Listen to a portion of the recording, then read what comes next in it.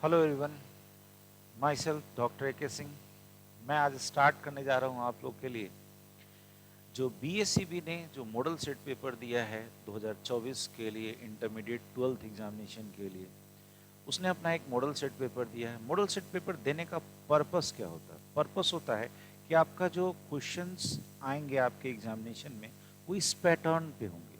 बहुत लोगों को लगता है कि ये जो क्वेश्चन है इतना ही कर लेंगे तो हो जाएगा। नहीं, आप इस क्वेश्चन को तो जरूर करो। हो सकता है इस क्वेश्चन से आपको बहुत सारे लड़ जाए, कभी कभी 50% तक लड़ जाता है, लेकिन आपको ये देने का पर्पस है कि this will be your examination pattern. ठीक है, बट इतना क्वेश्चन अगर आप करोगे तो ऑफकोर्स इस क्वेश्चन से आपको डायरेक्टली बहुत सारे क्वेश्चन मिल जाएंगे।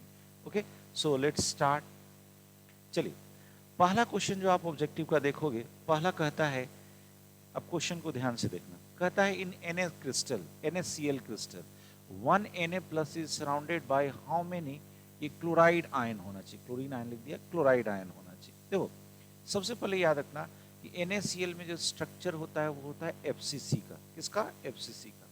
एक Na प्लस आपको 6Cl माइनस से सराउंडेड मिलता है, तो 4 तो जैसे आप ऐसे बना सकते हो, और एक कैसा रहता है, ध्यान देना, एक इस सोडियम के ऊपर रहेगा, एक एक सोडियम के नीचे रहेगा, तो टोटल कितना हो गया?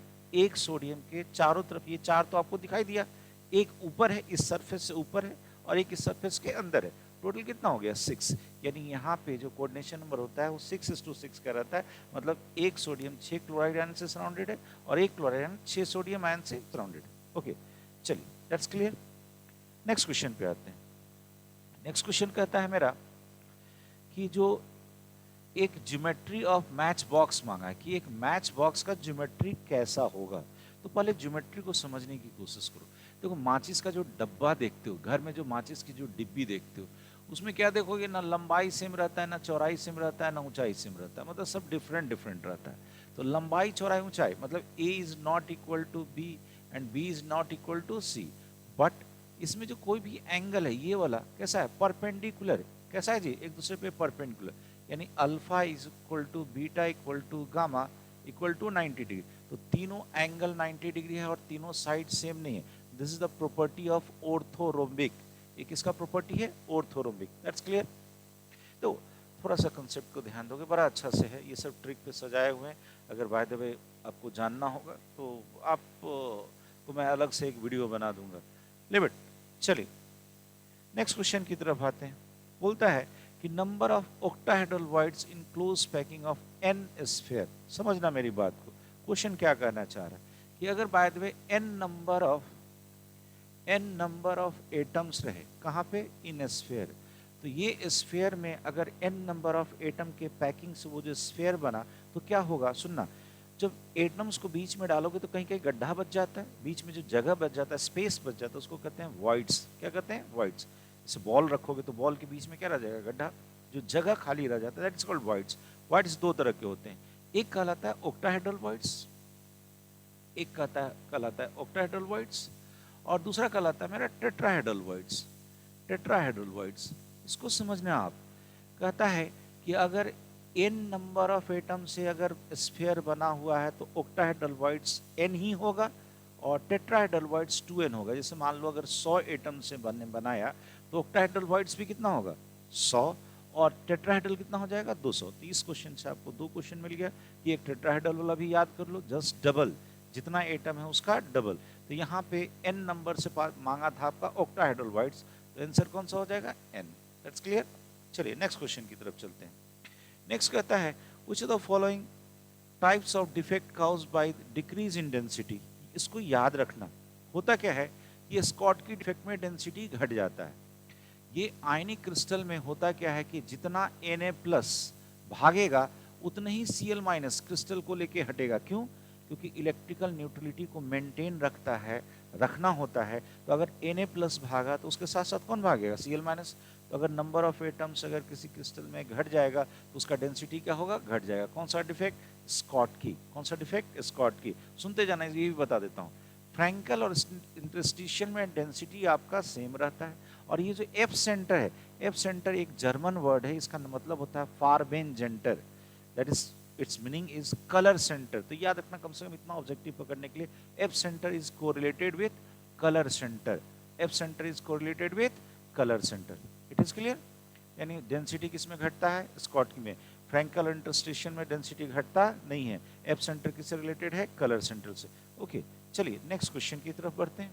पूछा आपसे Which of the following forms an ideal solution? देखो आइडियल सॉल्यूशन उसको कहते हैं जो रॉल्स लॉ को फॉलो करता है, मतलब जिसमें ना तो अट्रैक्शन हो ना तो रिपल्सन हो, दोनों को रख दो, दोनों को एक दूसरे से कोई फर्क पड़ने वाला नहीं है। तो गौर से देखो, ये जो तीनों है, इन तीनों में कोई ना कोई अट्रैक्शन होगा, या तो पॉजिटिव हो या निगेटिव, ये शो करेगा, डेविएशन शो करेगा। ये वाला, ये भी आपका नॉन पोलर है बेंजीन, और ये भी हाइड्रोकार्बन, ये भी कैसा है? Non polar. दोनों को साथ में रख दो, दोनों को एक दूसरे से कोई दिक्कत नहीं है, दोनों का नेचर एक जैसा है। चलिए नेक्स्ट क्वेश्चन की तरफ बढ़ते हैं।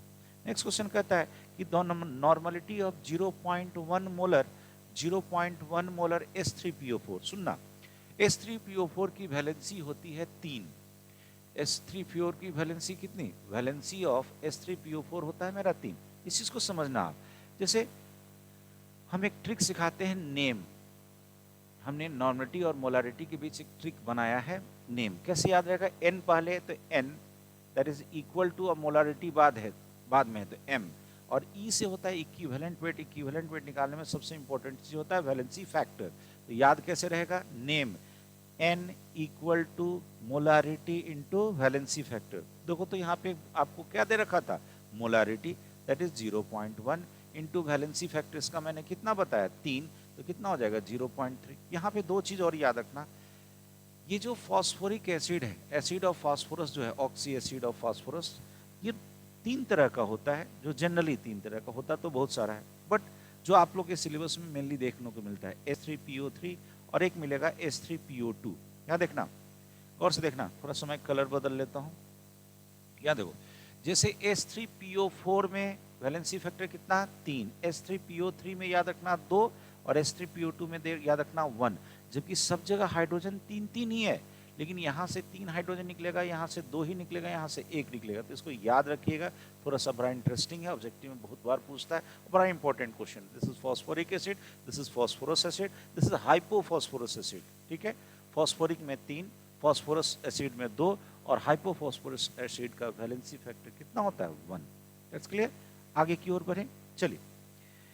ओके, अब कहता है नेक्स्ट क्वेश्चन आपका कि the colligative property of dilute solution depends on. सुनना, कोलिगेटिव प्रॉपर्टी जो होता है वो केवल और केवल एक ही प्रॉपर्टी, एक ही चीज पे डिपेंड करता है, that is the number of solute particles. हम हमेशा आपको क्लास में पढ़ाता हूँ कि कोलिगेटिव प्रॉपर्टी डाइल्यूट सॉल्यूशन का वैसा प्रॉपर्टी है जो केवल और केवल number of moles of solute particle या नंबर ऑफ सॉल्यूट पार्टिकल पे डिपेंड करता है। तो आप ऑप्शन ढूंढो, कौन सा है?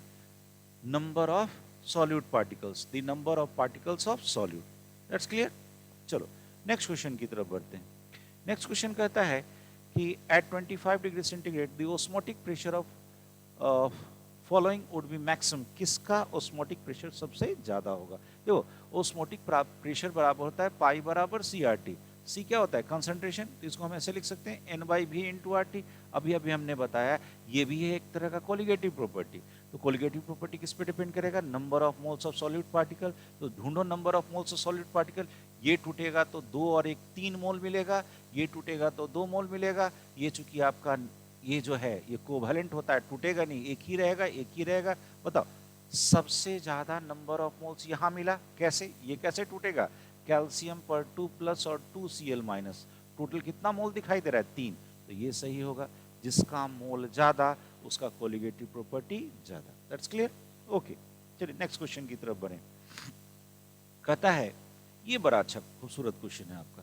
On passing 1 Faraday of electricity through a dilute solution of an acid, the volume of hydrogen gas obtained at NTP। सुनना, इस क्वेश्चन को समझना। जैसे मान लो अगर मेरा कोई एसिड सॉल्यूशन है, तो एसिड सॉल्यूशन से आपको क्या मिलेगा? H+। क्या मिलेगा जी? H+। से कहता है कि आपको वो डाइल्यूट सॉल्यूशन में आपका वॉल्यूम ऑफ हाइड्रोजन कितना मिलेगा? जब हम कितना फैराडे, 1 फैराडे करंट पास किए, तो 1 फैराडे होता है charge of 1 mole of electron. क्या होता है? Charge of 1 mole of electron.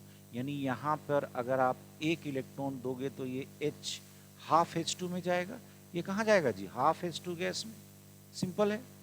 यानी इसका अगर हम हाफ मोल बनाएंगे, समझना गौर से, हाफ मोल बनाएंगे तो ये हमें कितना चाहिए, 1 मोल इलेक्ट्रॉन। कितना चाहिए, 1 मोल इलेक्ट्रॉन।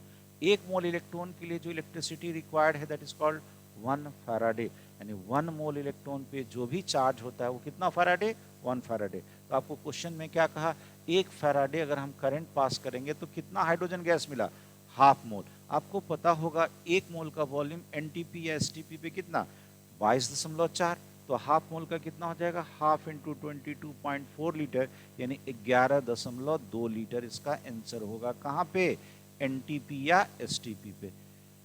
इसको बनाना होगा, ढंग से बना लीजिए। फिर से एक बार समझ लो, एसिड है, क्या दिया, H प्लस।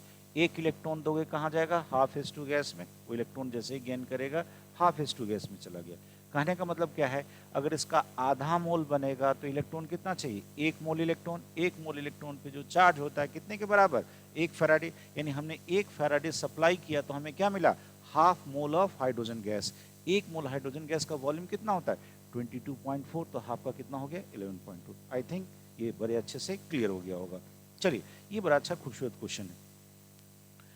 नेक्स्ट क्वेश्चन की तरफ पढ़ो। कहता है on increasing dilution the number of the molar conductance of electrolyte solution. सुनो, बड़ा अच्छा ये भी क्वेश्चन है, ये रिलेशन से, कोरिलेशन से। कहता है मोलर कंडक्टेंस, ये जो लैम्डा m होता है इसको हम लिखते हैं K/C। क्या बढ़ा रहे हैं, इंक्रीजिंग डाइल्यूशन।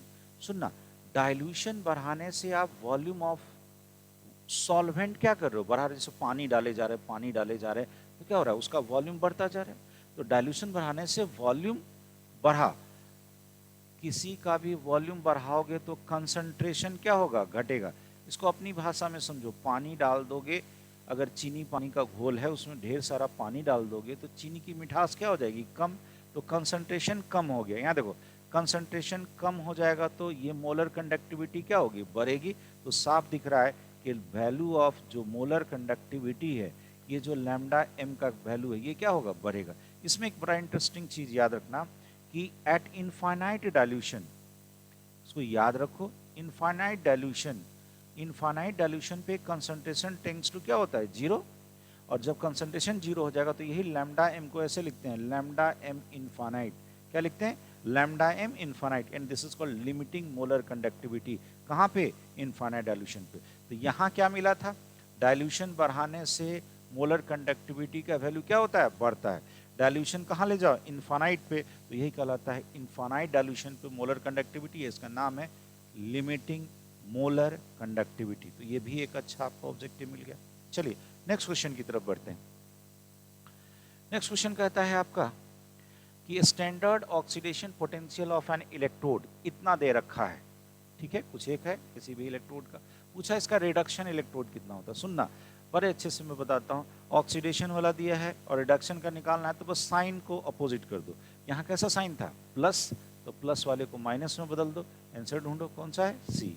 चलिए नेक्स्ट क्वेश्चन की तरफ बढ़ते हैं। नेक्स्ट क्वेश्चन कहता है आपका कि NaCl का लिमिटिंग मोलर कंडक्टिविटी निकालना है। सुनना, कोलराचेज लॉ कहता है किसी भी इलेक्ट्रोलाइट का लिमिटिंग मोलर कंडक्टिविटी अगर आपको निकालना है तो उसका जितना कटायन है उसका निकाल लो एक तरफ, और जितना अनायन है उसका, और सबको जोड़ दो। तो ये कितना हो जाएगा, लैम्डा m किसका, Na प्लस का इनफाइनाइट डाइल्यूशन पे, और Cl माइनस का भी, इन दोनों का जोड़ कर दोगे तो कितना मिल जाएगा, NaCl का। आंसर कौन सा है, सी। कौन सा लॉ था, कोलराचेज लॉ। चलिए नेक्स्ट क्वेश्चन की तरफ बढ़ते हैं। नेक्स्ट क्वेश्चन कहता है which of the following is secondary cell. सुनो, घर में जो बड़ा बड़ा बैटरा देखते हो वो कैसा है, वो रिचार्जेबल है। वो कैसा है, रिचार्जेबल। सेकेंडरी सेल का एग्जांपल है that is lead storage battery. उसमें क्या रहता है, जो आप देखते हो H2SO4 जिसको तेजाब के नाम से आप लोग जानते हो, उसमें लेड का उसमें लगा रहता है प्लेट लगा रहता है लेड का, उसके बीच रहता है H2SO4। वो कैसा है, सेकेंडरी, रिचार्जेबल होता है। इसको हम बार बार डिस्चार्ज करके रिचार्ज करेंगे, फिर डिस्चार्ज करके रिचार्ज करेंगे। तो सेकेंडरी सेल कैसा होता है, रिचार्जेबल। प्राइमरी सेल कैसा होता है, नॉन रिचार्जेबल। एक बार यूज करो उसको हटा दोगे, प्राइमरी को। सेकेंडरी को बार बार यूज करते हैं। चलिए, ये कहता है रेट कांस्टेंट। ये सब चीज याद रखना, रेट कांस्टेंट के जो होता है, के कहो या इक्विलिब्रियम कांस्टेंट कहो, ये दोनों वैल्यू, इक्विलिब्रियम कांस्टेंट भी और रेट कांस्टेंट, केवल और केवल टेम्परेचर पे डिपेंड करता है और कोई दूसरा फैक्टर पे डिपेंड नहीं करता। चलिए नेक्स्ट कहता है unit of rate constant of first order. सुनो, इसको मैं एक ट्रिक से बताता हूँ। ट्रिक कैसे याद रखोगे? ट्रिक ऑफ यूनिट ऑफ के, यूनिट ऑफ के कैसे याद रखोगे? ऐसे याद रखो, मोल, यहाँ लीटर लिख देता हूँ, इधर टाइम इनवर्स यानी उसको मैं सेकंड ले लेता हूँ। हमेशा टाइम कैसा है? इनवर्स में। इसका मैं कलर बदल रहा हूँ थोड़ा सा, देख ध्यान देना। जैसे हमेशा कंसंट्रेशन जो होता है, मोलारिटी, उसको हम कैसे बोलते हैं? मोल पर लीटर। कैसे बोलते हैं? मोल पर लीटर। फिर से बोलो मेरे साथ, मोल पर लीटर। तो पर लीटर कहने का मतलब लीटर के ऊपर कैसा होगा? -1। लीटर पे कैसा होगा? -1। फिर से बोलो, लीटर पे कैसा होगा? -1, यानी n-1 कहाँ पे? लीटर पे। तो मोल पे बोलो जस्ट इसका उल्टा, 1 - n। फिर से बोलो, मैंने क्या कहा? कंसंट्रेशन टर्म, मोलारिटी का यूनिट क्या होता है? मोल पर लीटर। तो लीटर के ऊपर -1, लीटर के ऊपर -1। तो लीटर के ऊपर -1 कैसे रखे? n-1। कैसे रखे? n-1। तो मोल के ऊपर 1 - n। तो ये यूनिट हो गया। हमें पूछा था किसके लिए? फर्स्ट ऑर्डर के लिए। तो फर्स्ट ऑर्डर के लिए n का वैल्यू 0, सॉरी n का वैल्यू 1। तो फर्स्ट ऑर्डर के लिए n का वैल्यू 1 अगर बैठा होगा तो ये वाला 0, ये वाला 0, किसी का पावर 0 तो वैल्यू कितना होता है? 1। तो ये सारा 1 1 हो गया, केवल क्या बचा? पर सेकेंड या टाइम इनवर्स। ढूंढो, ये आंसर होगा। चलो फिर से बोलो एक बार यूनिट। यूनिट मैंने कैसे याद कराया? के का मोल पर लीटर, मोल पर लीटर। तो लीटर के ऊपर -1 यानी n-1, n-1। तो मोल के ऊपर 1 - n। और हमेशा टाइम का कैसा होगा? इनवर्स। इस तरह से याद करोगे तो किसी का भी यूनिट निकालोगे, first order, second order, zero order, किसी का कहेगा, you can easily solve it. चलिए नेक्स्ट क्वेश्चन की तरफ बढ़ रहा हूं। आपसे पूछा the initial concentration of reactant is doubled, the time for half life is also doubled, the order of reaction. मतलब टी हाफ भी डबल हो रहा है जब इनिशियल कंसंट्रेशन क्या हो रहा है? डबल। तो यहाँ पे आपको याद क्या रखना है? यहाँ पे आपको याद रखना है इसके बीच का रिलेशन, टी हाफ और इनिशियल कंसंट्रेशन के बीच का रिलेशन। सुनना, ये कैसा होता है? a to the power n-1, a to the power n-1। इसको याद रखोगे। यहाँ पे n क्या है? n है ऑर्डर ऑफ रिएक्शन। n क्या है? Order of reaction. और a है आपका इनिशियल कंसंट्रेशन। a क्या है आपका? Initial concentration. इसको आपको फार्मूला को याद रखो, बड़े काम आएगा। फर्स्ट ऑर्डर, सेकंड ऑर्डर, कहीं भी ये काम आएगा। तो फिर से बोलो, n का वैल्यू यहाँ पे कितना रखना है? नहीं, बोलता है क्या कि यहाँ पे टी हाफ, क्वेश्चन ने कहा कि डायरेक्टली प्रोपोर्शनल टू a है। तो बोलो यहाँ पे ऐसा कब आएगा? जब n का वैल्यू तुम 0 रखो। तो यहाँ 0 रखो तो a का वैल्यू, a का पावर कितना बचेगा? -1। n का वैल्यू अगर हम 0 रख दें तो a का पावर कितना बचेगा? -1। यानी a कहाँ चला जाएगा? ऊपर। तो t half is directly proportional to a कब होगा? जब n का वैल्यू कितना होगा? 0। यानी ये कैसा हो गया? Zero order. ये कैसा हो गया? Zero order. चलो इसको एक बार याद करो, t half is proportional to 1 by a to the power n-1, a to the power n-1, a to the power n-1। दिमाग में बैठा?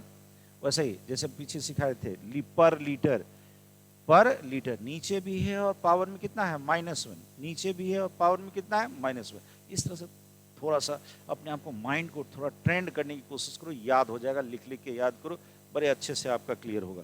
चलिए नेक्स्ट क्वेश्चन की तरफ बढ़ते हैं। देखो वही क्वेश्चन आ गया जो अभी जस्ट ऊपर बता रहे थे। कहता है which the following is correct for a reaction of first order. तो फर्स्ट ऑर्डर है, फिर से बोलो, अभी जो मैंने ऊपर सिखाया था, directly proportional to a to the power, नीचे sorry 1 by a to the power क्या था? n-1। ये कैसा ऑर्डर है? First order. तो n का वैल्यू अगर 1 हो जाएगा, n का वैल्यू 1 हो जाएगा तो यहाँ कितना हो जाएगा? 0। अरे कितना हो जाएगा? 0। किसी का मतलब n का वैल्यू 1 रखोगे तो 1 - 1 कितना हो जाएगा? 0। किसी का पावर 0 तो वैल्यू 1। यानी टी हाफ a पे डिपेंड नहीं करेगा, तो इसको हम लिख सकते हैं a का पावर कितना? 0। फिर से बोलो, फर्स्ट ऑर्डर में n का वैल्यू कितना? 1, 1 - 1 कितना हो गया? 0। कितना हो गया? 0। पावर 0 तो वैल्यू कितना? 1, 1 बाई 1 कितना रहेगा? 1। यानी t half is independent of initial concentration. First order में हाफ लाइफ उसके इनिशियल कंसंट्रेशन पे डिपेंड नहीं करता। ढूंढो कौन सा आंसर होगा? C number. चलिए नेक्स्ट क्वेश्चन की तरफ बढ़ें। कहता है एड्सॉर्प्शन। सुनो, एड्सॉर्प्शन क्या है? एक सरफेस फिनोमेना है। जैसे मान लो बॉल अगर कहीं रख दो, बॉल पे आगे जो धूल बैठ जाता है, धूल उस कहाँ पे बैठा, उसके सरफेस पे, this is called adsorption, this is called absorption. वही अगर उसके अंदर चला जाता, दिस इज कॉल्ड एब्जॉर्प्शन। तो यहाँ पे कहा था आपसे एड्सॉर्प्शन बताओ। तो एड्सॉर्प्शन क्या है? Accumulation of substance on other substance, कहाँ पे? सरफेस पे। तो accumulate at the surface of other substance, this is the correct answer. Okay, चलिए नेक्स्ट क्वेश्चन की तरफ बढ़ें। नेक्स्ट क्वेश्चन की तरफ बढ़ें। आपको कहता है एक कैटलिस्ट, सुनना, कैटलिस्ट क्या होता है? जो रेट ऑफ रिएक्शन को बढ़ा देता है। तो रेट ऑफ रिएक्शन को बढ़ाएगा तो क्या होगा? जल्दी से जल्दी क्या पहुंचेगा? इक्विलिब्रियम। तो ढूंढो आंसर। आंसर कहता है कि जो shortens the time to reach equilibrium, rate of reaction बढ़ गया तो इक्विलिब्रियम जल्दी आ जाएगा। चलिए नेक्स्ट क्वेश्चन की तरफ बढ़ते हैं। The stability of lyophobic chlorides, बड़ा अच्छा क्वेश्चन है। सुनो, लायोफोबिक मतलब होता है वैसा क्लोराइड जो स्टेबल नहीं है, जो पानी में जाएगा तो वो टूट फूट जाएगा, कुछ देर के लिए छोड़ दोगे तो पानी अलग हो जाएगा, कोलॉइडल पार्टिकल अलग हो जाएगा। तो यहाँ पे इसको कैसे स्टेबल करोगे? यहाँ देखो, उसको स्टेबल करने के लिए जो आपका लायोफोबिक है उसको बीच में रखो, और जो लायोफिलिक है, जो मान लो लायोफिलिक है, उसको चारों तरफ से रख दो। इस तरह से चारों तरफ से रख दो, इस तरह से चारों तरफ से सजा दो। तो ये वाला कैसा था? लायोफिलिक। ये बाहर वाला कैसा था? लायोफिलिक। तो ये मेरा है लायोफिलिक। फिलिक मतलब होता है जो स्टेबल है, और फोबिक मतलब होता है जो अनस्टेबल है। फिलिक मतलब अट्रैक्ट करने वाला, फोबिक मतलब होता है जो अट्रैक्ट नहीं करेगा। तो सिंपल सा चीज़ है, बोलो, ये अनस्टेबल था, ये स्टेबल था। तो स्टेबल वाला आदमी अगर चारों तरफ से आके बैठ गया, मान लो जो हट्टा कट्ठा आदमी, वो आपका बॉडीगार्ड बन गया, आपको बीच में और चारों तरफ से आपका बॉडीगार्ड आपको गार्ड कर रहा है, तो ये प्रोटेक्टेड रहेगा। और ये कैसा बनेगा? प्रोटेक्टिव नेचर का। कैसा होगा? प्रोटेक्टिव नेचर का। तो कहता है लायोफोबिक का जो स्टेबिलिटी होता है, इस लायोफोबिक का जो स्टेबिलिटी होता है वो डिपेंड करता है इसके चार्ज पे। किसके? यहाँ पे जो लायोफोबिक पे जितना चार्ज होगा उतना ज़्यादा वो चार्ज से अट्रैक्ट करके रखेगा दूसरे कोलॉइडल सिस्टम को। तो ये किस पे डिपेंड करता है? चार्ज ऑफ पार्टिकल्स को। ये क्वेश्चन, यही एक्सप्लेनेशन यहाँ भी आता है, यही एक्सप्लेनेशन भी आता है। कहता है गोल्ड नंबर एसोसिएटेड। देखो, गोल्ड नंबर हम बोले थे इससे एसोसिएटेड है।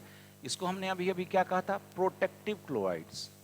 प्रोटेक्टिव क्लोराइड, फिर से देखना यहाँ क्या बोले थे। ये स्टेबल नहीं था, ये वाला कैसा था? स्टेबल। तो ये कैसा काम करेगा? बॉडीगार्ड का। तो बॉडीगार्ड क्या करता है? आपको प्रोटेक्ट करता है। और प्रोटेक्टिव क्लोराइड्स जो होता है कौन सा होता है? लायोफिलिक। याद कर लो, प्रोटेक्टिव क्लोराइड कौन होता है? लायोफिलिक, क्योंकि वो स्टेबल है, मजबूत है, ताकतवर है। तो कहता है कि गोल्ड नंबर किससे एसोसिएटेड है? तो ये एसोसिएटेड है प्रोटेक्शन ऑफ क्लोराइड से।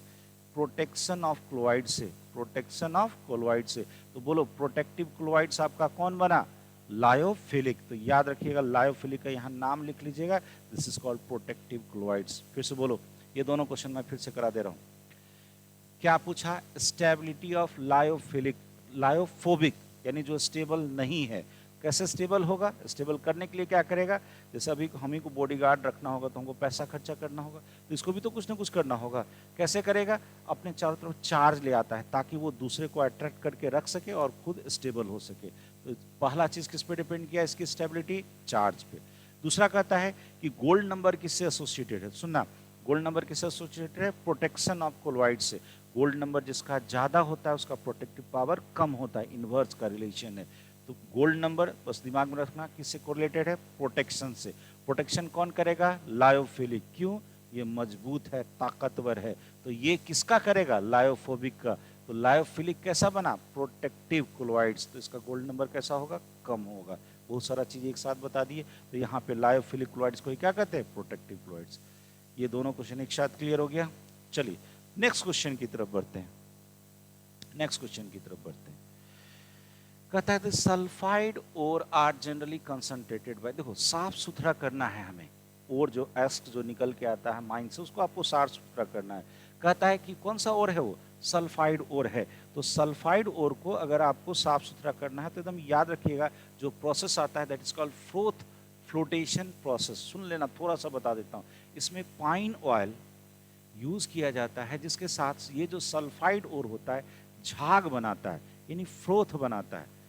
झाग, समझते हो? जैसे सर्फ डाले और आप उसमें आप थोड़ा सा उसको हिलाओगे तो क्या होगा? झाग बनने लगता है। सेम चीज़ पाइन ऑयल उस ओर में डाल करके उसको जब थोड़ा सा हिलाते हैं तो जैसे ही हिलाओगे उसे एयर पास कराते हैं तो क्या बनता है, फ्रोथ। और इस फ्रोथ के साथ ये जो सल्फाइड और होता है कंबाइन करके हल्का होने के कारण पानी के ऊपर तैरने लगता है। तो झाग में तैरने लगा, नाम बोलो, फ्रोथ, फ्लोटेशन प्रोसेस। कौन होगा, जो हल्का होगा, याद रखना हल्का कौन होता है, सल्फाइड और। फिर से बोलो, सल्फाइड और को साफ सुथरा कराने के लिए कौन सा प्रोसेस, फ्रोथ। फ्रोथ मतलब झाग, और फ्लोटेशन मतलब जो तैरेगा, तो यानी ऊपर आ जाएगा। ऊपर कौन आएगा, जो हल्का होगा। हल्का कौन होता है, सल्फाइड और। इसमें क्या यूज करते हैं, पाइन ऑयल। तो एक ऑब्जेक्टिव में ढेर सारा ऑब्जेक्टिव आपको मिल गया। चलिए नेक्स्ट क्वेश्चन की तरफ भागते हैं। कहता है विच of the metal is created by this complex formation. सुनना, कॉम्प्लेक्स फॉर्मेशन के लिए गोल्ड और सिल्वर, ये जो होता है ये साइनाइड, ये साइनाइड प्रोसेस मेथड होता है या साइनाइड फॉर्मेशन मेथड होता है। साइनाइड का कॉम्प्लेक्स बनता है कौन, किसके इसके साथ, गोल्ड और सिल्वर के साथ। इसको हाइड्रोमेटलर्जी भी कहते हैं। इसको क्या कहते हैं, हाइड्रोमेटलर्जी। तो बहुत सारा क्वेश्चन आ गया, कॉम्प्लेक्स फॉर्मेशन का ही दूसरा नाम साइनाइड प्रोसेस का हो, साइनाइड फॉर्मेशन को कौन कौन सा, गोल्ड और सिल्वर। यानी यहाँ पे है आपका कौन सा, silver. This is also known as hydrometallurgy. चलिए नेक्स्ट की ओर बढ़ते हैं, नेक्स्ट की तरफ बढ़ते हैं, नेक्स्ट क्वेश्चन की तरफ। कहता है जोन रिफाइनिंग, सुनते जाना। जोन रिफाइनिंग मेथड यूज करते हैं अल्ट्रा प्योर मेटल के लिए। अल्ट्रा प्योर मेटल के लिए कौन कौन सा होता है आपका, जो नेचुरल सेमीकंडक्टर है, कौन कौन, सिलिकॉन एंड जर्मेनियम। चूंकि हमें अल्ट्रा प्योर स्टेट में चाहिए तो ये कौन सा रिफाइनिंग से होता है, जोन रिफाइनिंग मेथड से होता है। चलिए नेक्स्ट क्वेश्चन की तरफ बढ़ें।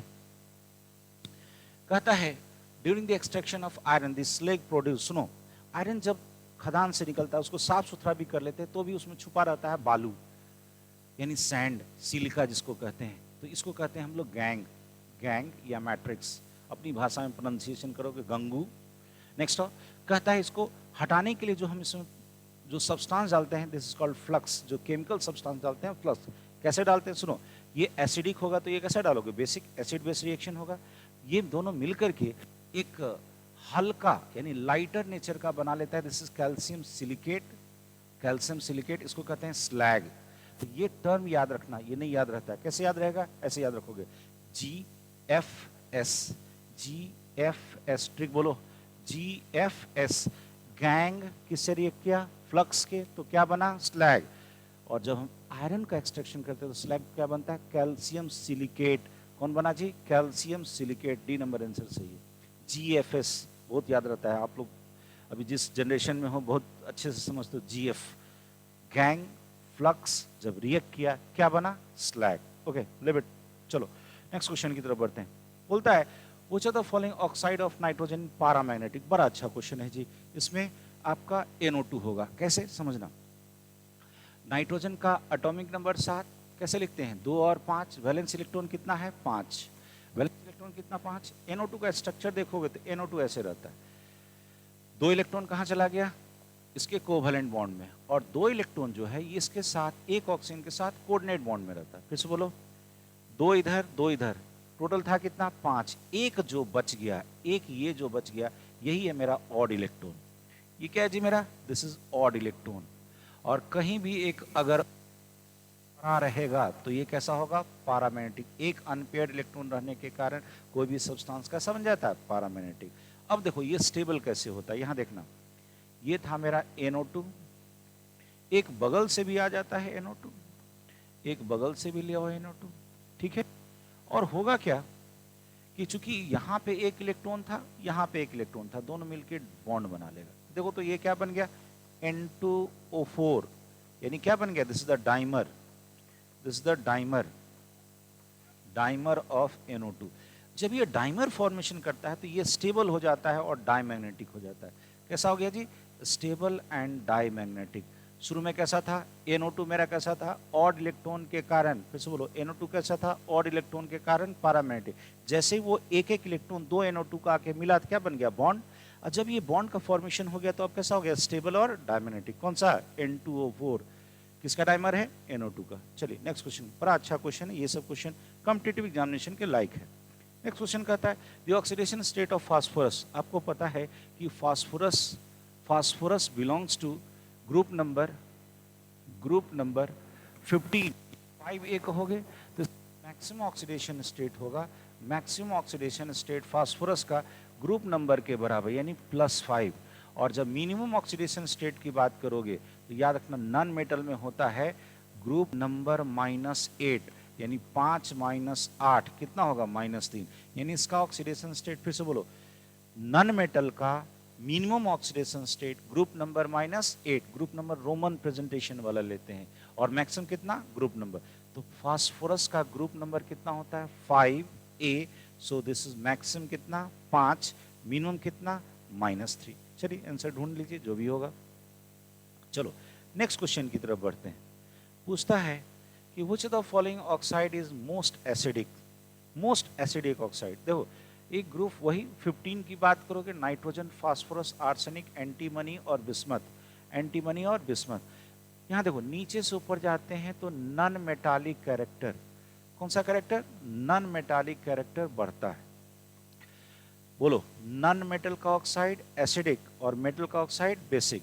तो जब नीचे से ऊपर जा रहे नॉन मेटालिक कैरेक्टर बढ़ेगा तो इसका एसिडिक कैरेक्टर किसका ऑक्साइड का, किसका ऑक्साइड का, ये भी क्या होगा बढ़ेगा। तो सबसे ज्यादा एसिडिक किसका होगा नाइट्रोजन का। फिर से बोलो नॉन मेटल का ऑक्साइड एसिडिक, मेटल का ऑक्साइड बेसिक। तो सबसे ज्यादा नॉन मेटालिक कैरेक्टर किस में नाइट्रोजन में, तो इसका ऑक्साइड का जो एसिडिक कैरेक्टर होगा वो सबसे ज्यादा होगा। चलो नेक्स्ट क्वेश्चन की तरफ बढ़ते हैं।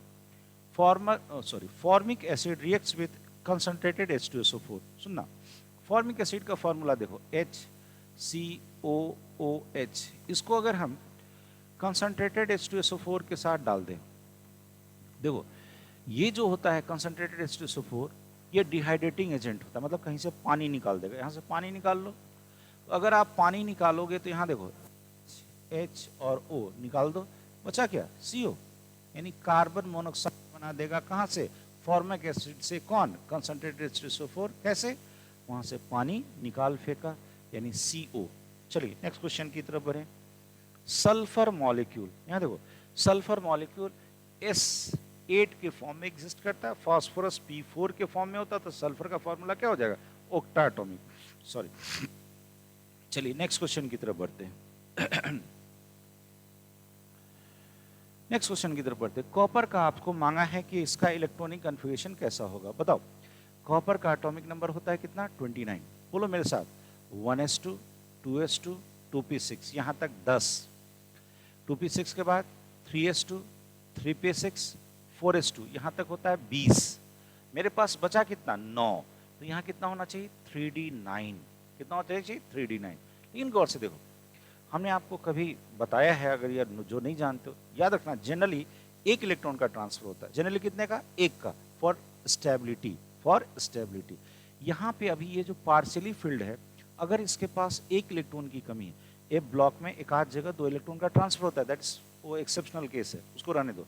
जनरली कितने का होता है, एक इलेक्ट्रॉन का ट्रांसफर होता है। ये कैसा है पार्शियली फिल्ड। अगर एक इलेक्ट्रॉन का कमी रह जाए तो ये बगल वाले से एक इलेक्ट्रॉन खींच लेगा। तो जैसे ही खींचेगा, अब बताओ 1s2 2s2 2p6 3s2 3p6 4s1 और 3d9, तो यहाँ तक 18 इलेक्ट्रॉन था। ये आर्गन का इलेक्ट्रॉनिक कन्फिगरेशन हो गया। इधर हो गया 4s1 और सॉरी ये 3d9 एक ले लिया तो कितना बन जाएगा 3d10। ये ढूंढो आंसर कहाँ है, ये वाला बी नंबर आंसर सही है।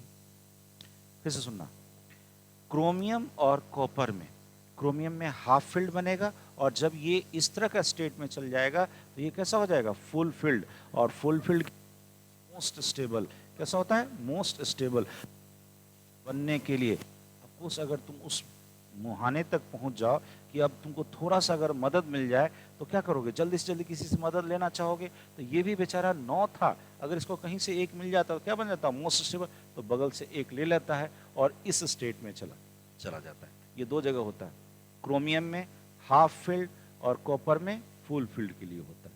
2 जगह जो बेसिक चीज आप याद रखेंगे, जो आप लोग को डी ब्लॉक में पढ़ना है। चलिए नेक्स्ट क्वेश्चन की तरफ बढ़ें। ये पूछा आपको general electronic configuration of lanthanides. सुनना, लैंथेनाइड्स में याद रखना कि F में आपका 14 इलेक्ट्रॉन, F में कितना 14 इलेक्ट्रॉन तक रहेगा, और D में 10 नहीं, याद रखना D में जो बचता है वही जाता है। तो 0 से 1 जाता है, और सबसे बाहर में रहता है कितना 2। सबसे बाहर में कितना इलेक्ट्रॉन, तो ns में 2, n-1d में 0 से 1, यही लोग कंफ्यूज करता है यहीं पे। f में तो याद रहता है कि 14 तक जाएगा, ठीक है, ये वाला लोग कंफ्यूज करता है, तो याद रखना इसका आंसर है बी। चलो नेक्स्ट क्वेश्चन की तरफ। विच of the following is not a actinides, not actinides.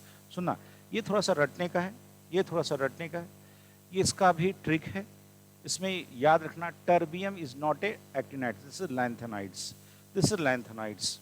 चलो नेक्स्ट क्वेश्चन की तरफ बढ़ते हैं। Which of the following is diamagnetic, इसका आंसर है स्कैंडियम। कैसे, यहाँ देखो, स्कैंडियम का एटॉमिक नंबर होता है 21। अभी अभी जैसे मैंने सिखाया था 1s2, 2s2, 2p6, 3s2, 3p6 और 4s2, यहाँ तक आपका याद रखना ये टोटल 20 इलेक्ट्रॉन्स है। कितने हैं, 20। मेरे पास था कितना, 21। तो नेक्स्ट जो इलेक्ट्रॉन आएगा वो जाएगा 3d में, तो 3d कितना हो जाएगा, 1। कितना हो जाएगा, 3d 1।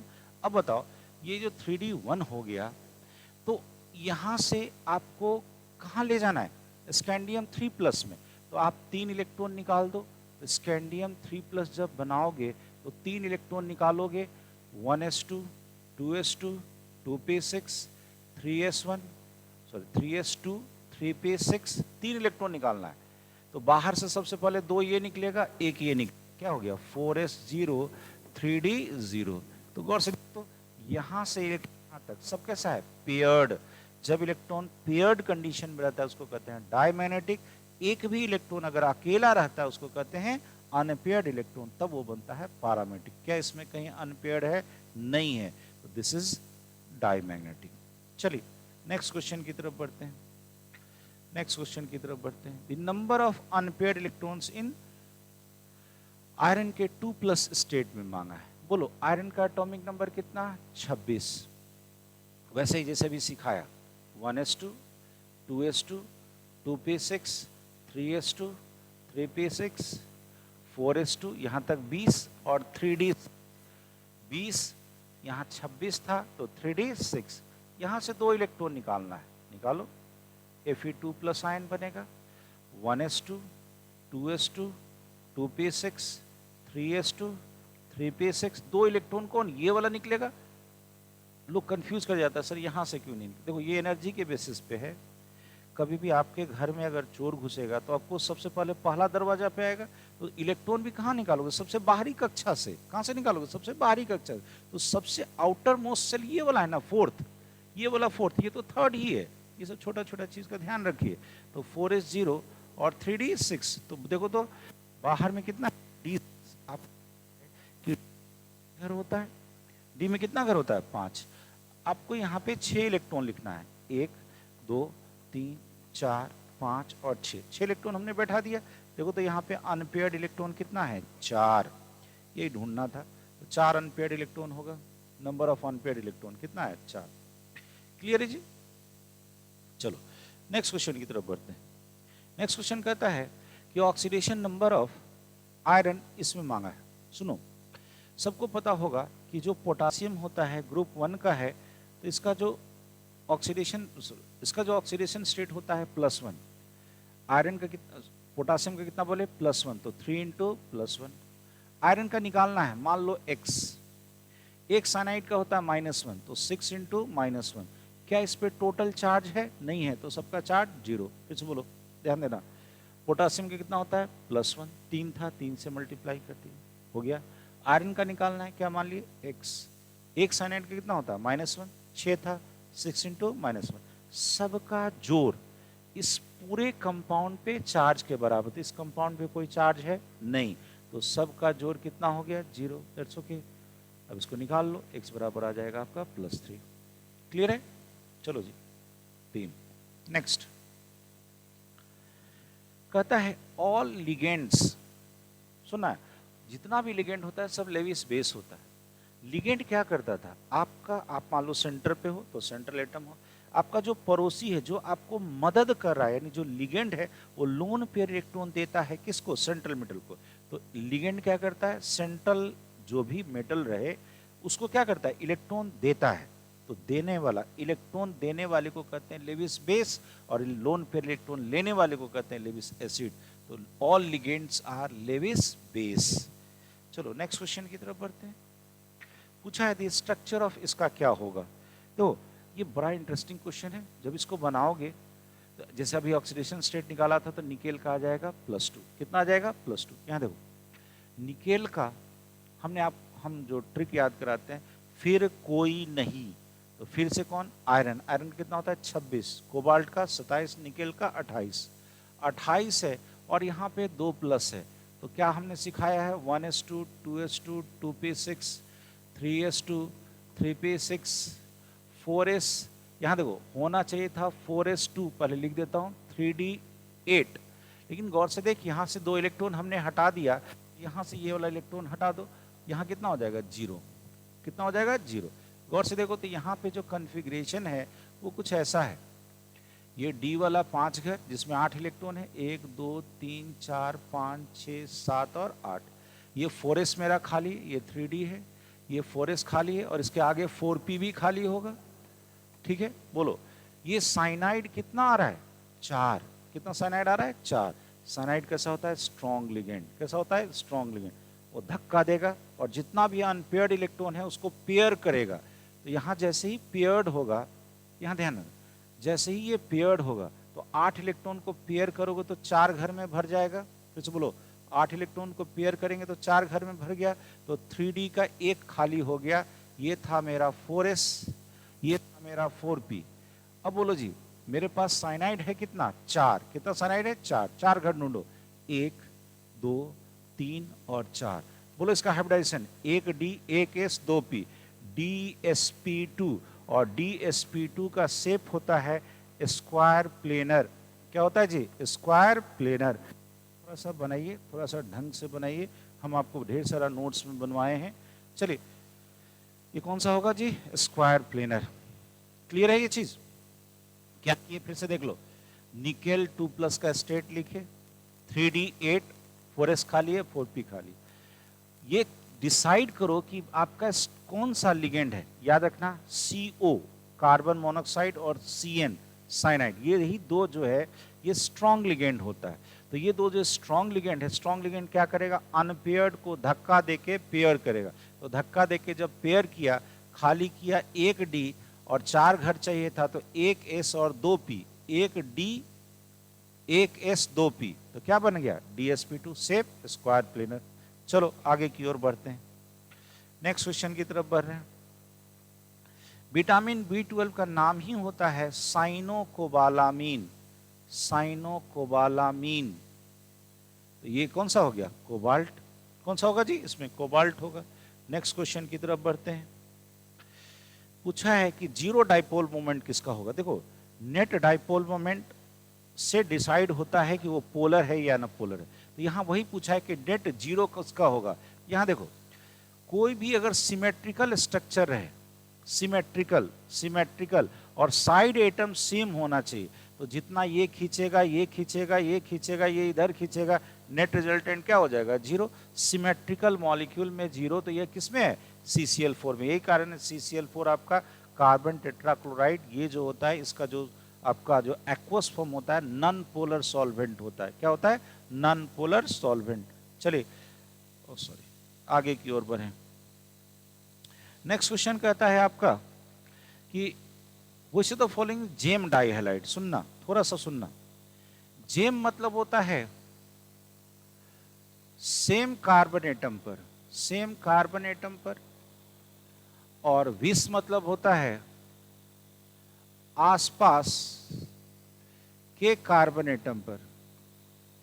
तो अब आप ही बताओ, एक ही कार्बन एटम वाले को जेम बताते हैं। हमसे पूछा था जेम, तो एक ही कार्बन पे, यहां देखो ये ऐसा है CH3CH और इसी कार्बन पे लगा हुआ है 2 Br, तो सेम कार्बन पे लगा हुआ तो क्या होगा? विस। कौन सा है? A नंबर आंसर है।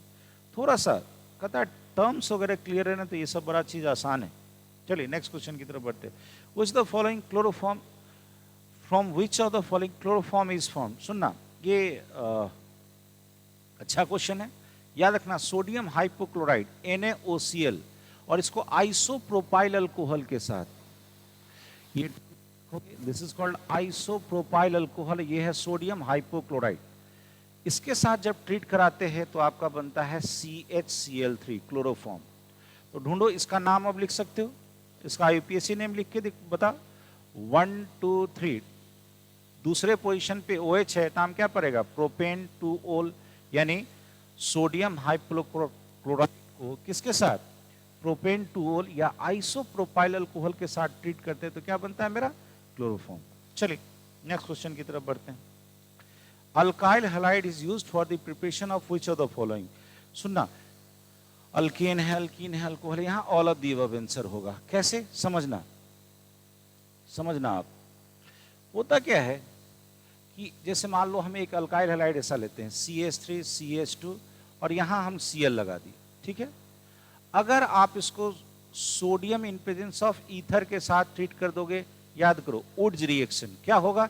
ये 4 कार्बन का अल्केन बना लेगा। ये क्या बना लेगा? अल्केन। कितने कार्बन का? 4। 2 इधर से 2 और आ जाएगा और वो सोडियम के साथ NaCl निकल जाएगा। चलो जी, अब कहता है इसको हम अल्कोहलिक KOH में, अल्कोहलिक बेस में डाल दोगे तो यहां से HX निकाल देगा, तो यहां से H निकाल दो CH2, यहां से Cl निकाल दो डबल बॉन्ड CH2, तो ये क्या बन गया आपका? अल्कीन। और इसको आप एक्वस KOH में, यही एक्वस कंडीशन में डाल दोगे, एक्वस बेस में, तो H को हटा के वो OH डाल देगा, तो क्या बन जाएगा? CH3 CH2 OH। तो गौर से देख,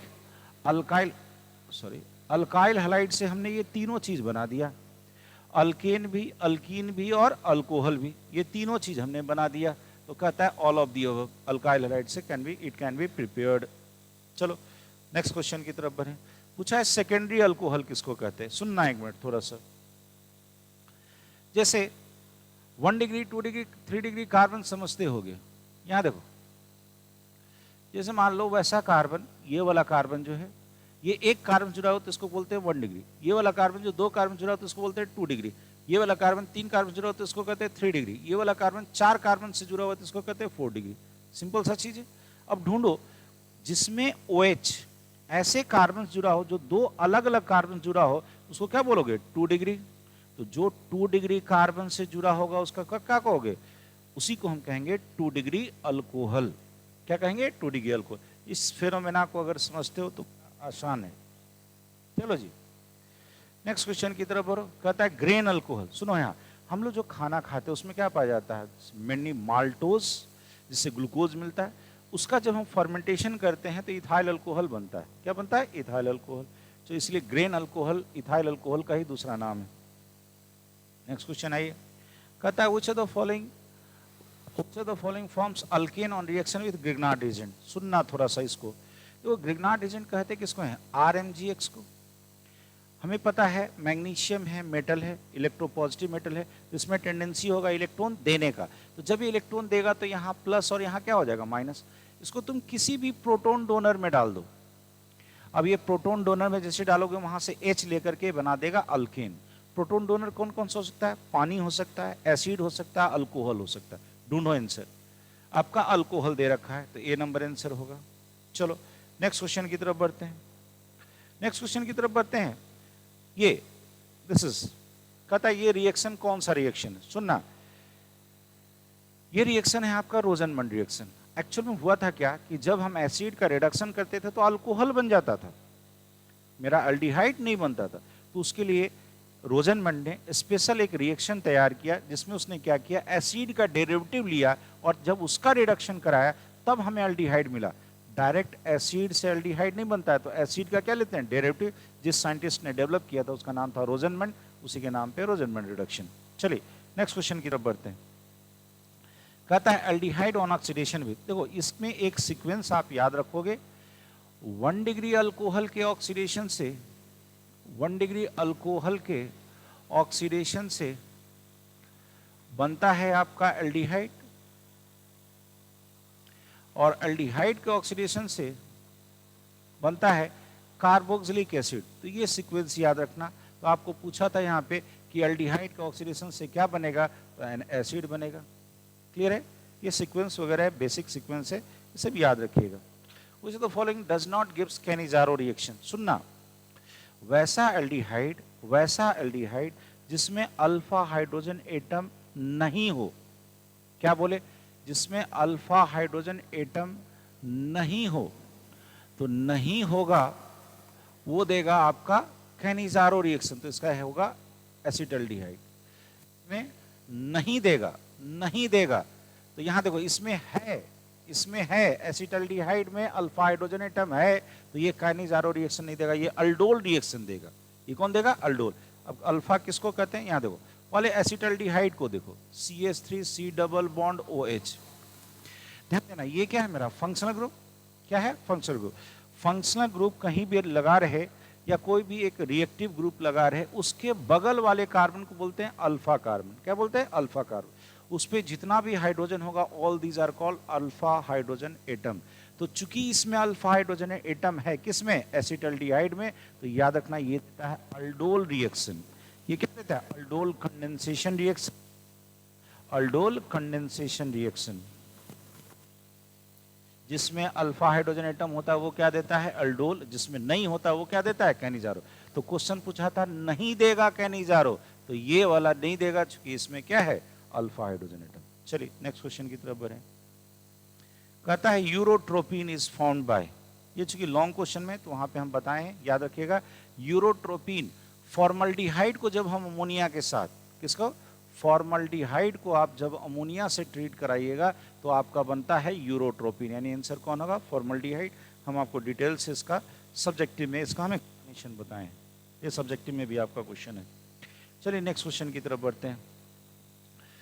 बोला आपको कि which of the following formula represents Easter. Simple सा है, एसिड हम किसको कहते हैं? COOH। इस H को हटा के आपको R लगाना है। कोई भी अल्काइल ग्रुप लगा दोगे तो ये बन जाएगा ईस्टर। बी नंबर आंसर है। चलो जी नेक्स्ट क्वेश्चन की तरफ बढ़ो। कहता है formic acid and formaldehyde can be distinguish. सुनो यहाँ, एल्डिहाइड का ही टेस्ट होता है Tollens reagent test, Fehling solution test और बेंडिक्ट सॉल्यूशन टेस्ट। ये एल्डिहाइड का टेस्ट, एल्डिहाइड ऑक्सीडाइज होकर के एसिड दे देता है। लेकिन गौर से देखो, एल्डिहाइड में उतना एसिडिक प्रॉपर्टी नहीं है कि वो बेस से, वीक बेस से रिएक्ट कर जाए। उसमें कोई भी बेस से रिएक्ट करने के लिए प्रोटोन वाला हाइड्रोजन नहीं है जो H+ के फॉर्म में निकल सके। तो वो कहाँ होगा? एसिड में। तो एसिड का रिएक्शन किसके साथ होगा? बेस के साथ। ये एक वीक बेस है, तो कह सकते हो कि इन दोनों को डिस्टिंग्विश करने के लिए इससे रिएक्ट करा दो, तो केवल फॉर्मिक एसिड रिएक्ट करेगा, एल्डिहाइड रिएक्ट नहीं करेगा, क्योंकि एसिड का रिएक्शन किसके साथ होगा? बेस का। एल्डिहाइड इसके साथ रिएक्शन में भाग नहीं लेगा। चलो नेक्स्ट क्वेश्चन कहता है which the following is strongest acid. देखो यहाँ बड़ा अच्छा क्वेश्चन है। देखो एसिड हम उसे कहते हैं, उस एसिड को स्ट्रॉन्ग कहते हैं जिसमें से H+ आसानी से निकले।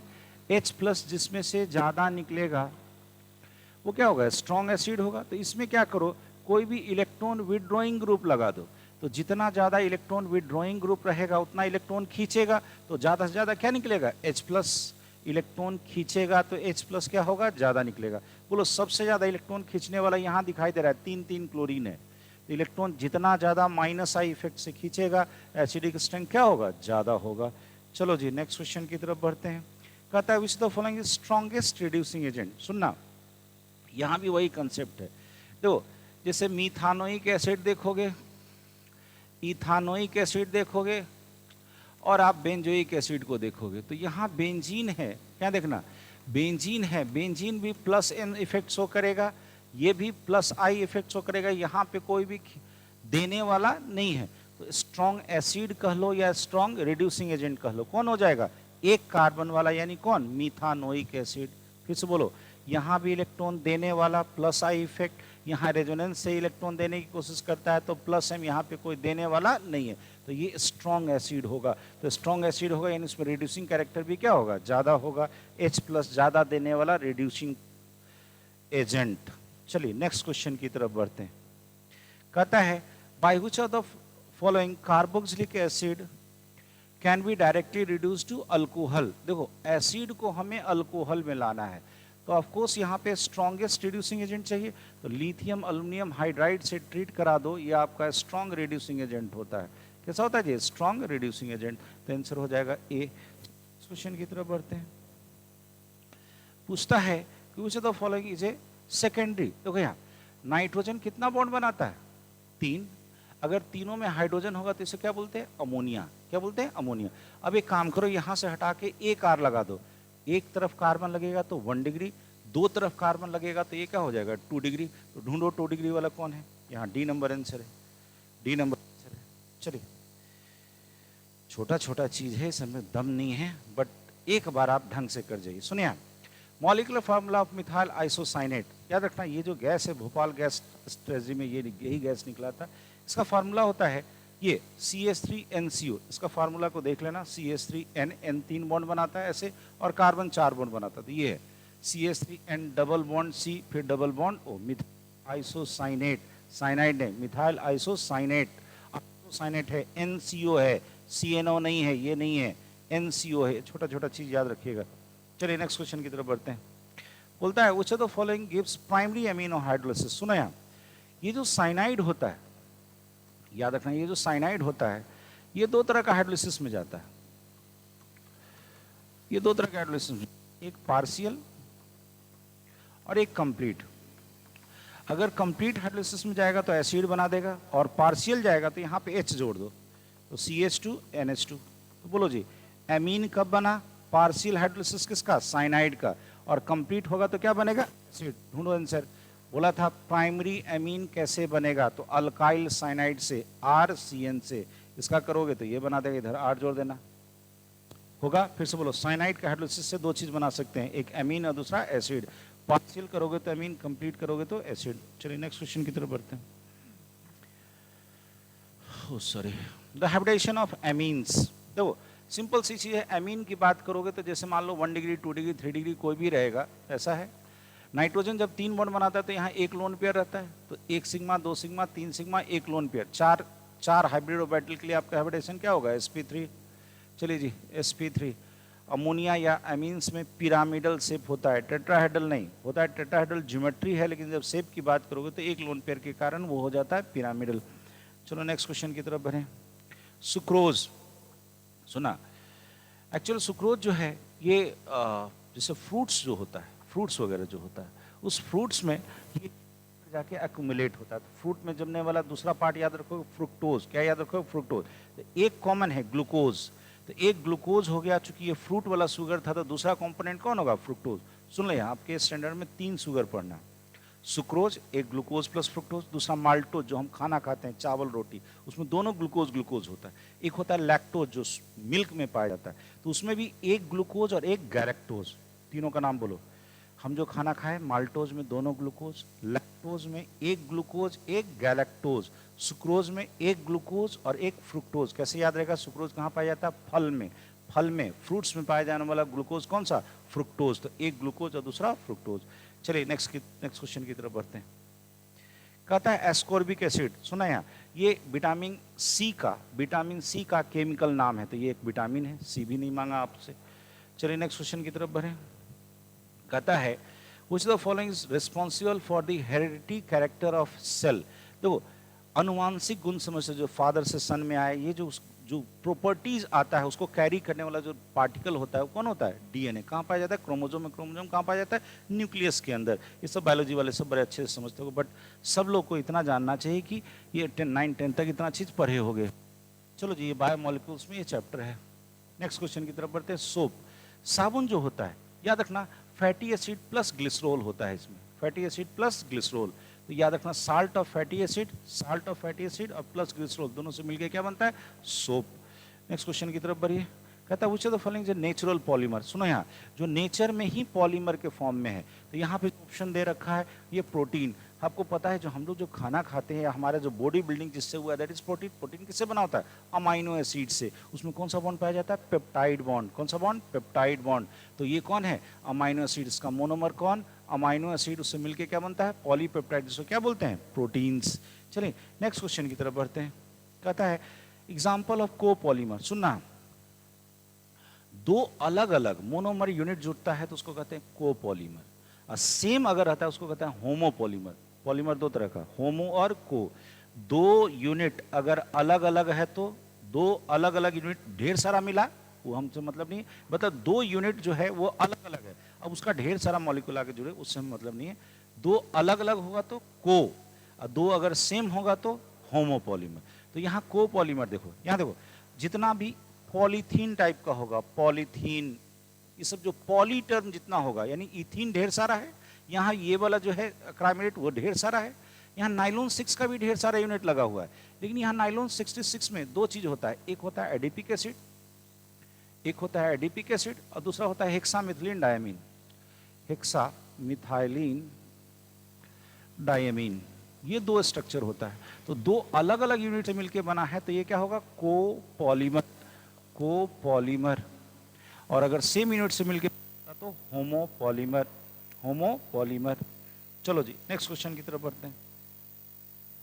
अब यहां पूछा कंडेंसेशन, सुनना एक मिनट, हम आपको सिखाए हैं कंडेंसेशन करने का मतलब होता है जब दो मॉलिक्यूल मिलेगा तो एक छोटा सा कोई मॉलिक्यूल निकल जाएगा, जैसे H2O, NH3, ये सब कुछ HCl कुछ बाहर निकल जाए, दो बड़ा मॉलिक्यूल मिला, एक छोटा सा मॉलिक्यूल बाहर निकल गया और मेजर प्रोडक्ट बच गया, इसको कहते हैं कंडेंसेशन।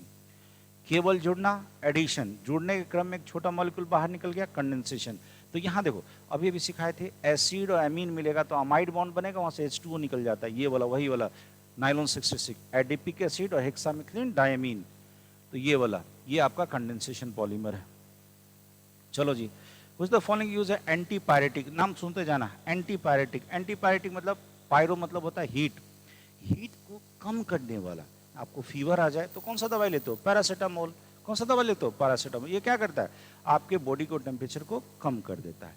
सुन लेना थोड़ा सा, एंटीसेप्टिक, एंटीसेप्टिक जैसे हम अपने शरीर पे लिविंग सेल पे जिसको अप्लाई कर सके, वैसा चीज जो कि आपको डिसइंफेक्टेंट का काम करेगा, लेकिन लिविंग सेल पे उसको क्या बोलते हैं, एंटीसेप्टिक। और घर में जो फिनाइल यूज करते हैं उसको कहते हैं डिसइंफेक्टेंट। फिनाइल को हम लिविंग सेल पे अप्लाई डायरेक्ट नहीं करते हैं, यही अंतर होता है, उसका कंसंट्रेशन ज़्यादा होता है, और जो हम लोग जो डायरेक्ट अप्लाई करते हैं एंटीसेप्टिक उसमें कंसंट्रेशन कम होता है, जैसे डिटॉल, सेवलॉन, ये सब एंटीसेप्टिक। और डिसइंफेक्टेंट कौन, फिनाइल, उसमें कंसंट्रेशन ज़्यादा होता है। चलो जी नेक्स्ट क्वेश्चन की तरफ बढ़ें। कहता है antibiotic used for the treatment of typhoid. Typhoid के यूज के लिए होता है क्लोरोम्फेनिकोल। कौन यूज होता है, क्लोरोम्फेनिकोल। इसी तरह से मलेरिया वगैरह याद रखना, क्लोरोक्यूनिन वगैरह होता है। चलो जी नेक्स्ट क्वेश्चन की तरफ बढ़ते हैं। कहता पॉइजनस, अभी भी कुछ देर पहले आया था, भोपाल गैस ट्रेजेडी में कौन सा निकला था, मिथाइल आइसोसाइनेट, NCO, स्ट्रक्चर हम पीछे जस्ट बताए थे। नेक्स्ट क्वेश्चन कहता है आपका कि गैमेक्सिन क्या है, व्हाट इज गैमेक्सिन। गैमेक्सिन है बेंजीन हेक्साक्लोराइड, बेंजीन हेक्साक्लोराइड जो आप सुनते होंगे इंसेक्टिसाइड के तौर पे जो यूज किया जाता है, बेंजीन हेक्साक्लोराइड। ऐसे देख लो, C6H6Cl6, C6H6Cl6, this is gammexane, this is gammexane. इसको इंसेक्टिसाइड की तरह यूज किया जाता है। यहाँ पे आपका सारा का सारा ऑब्जेक्टिव जो मॉडल सेट पेपर का होगा वो मैंने बता दिया। चलिए हमारे साथ बने रहिए, हम आपको जल्दी ही शॉर्ट का भी अपडेट करेंगे, शॉर्ट क्वेश्चन जो 2-2 मार्क्स का है, और लॉन्ग क्वेश्चन का भी। आपका मैंने क्वेश्चन बैंक से भी बहुत सारा लिया है, उसका भी मैं रिकॉर्ड करके डाल दूंगा, और ये भी डाल दूंगा, ये पूरा मॉडल सेट पेपर डाल दूंगा। हमारे साथ बने रहिए, थैंक यू।